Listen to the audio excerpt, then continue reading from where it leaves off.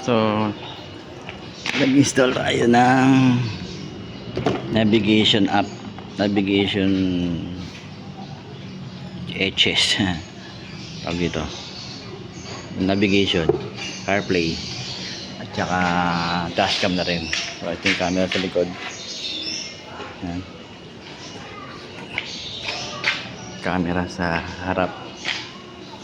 Hindi ko pa siya naitatago dahil naayos ko pa siya. Ayun siya. 7-inch ang laki. Ayan. So medyo mataas ko. So mahaba kasi yung itong bracket. Pwede siyang palitan ng mas mababa. So hanap ako. Portang ko yan.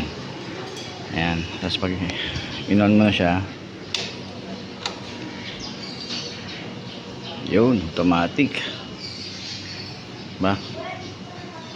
So ayos, pero may password pa rin para hindi nila magamit.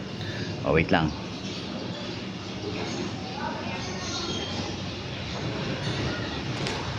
Yun, connecting. So para pag may tayo, meron na tayong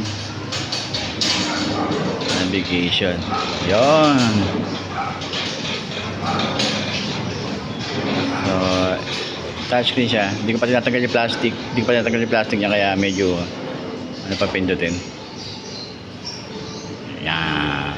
So dito tayo sa camera niya. Yan yung camera front. Ito yung back. Para sa nagre-record dyan. Para sa nagre-record. Yun. Tapos navigation. Yung doon may Bluetooth. Connecta siya sa mga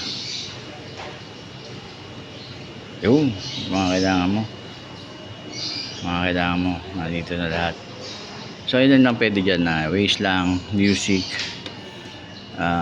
May pwede mo sagutin yung tawag, mababasa mo yung simula ng text, pero hindi mo mababasa lahat kasi bawal nga, istorbo nga sa pagdadrive yun. Yan. Then, so removable naman siya kung medyo takot ka.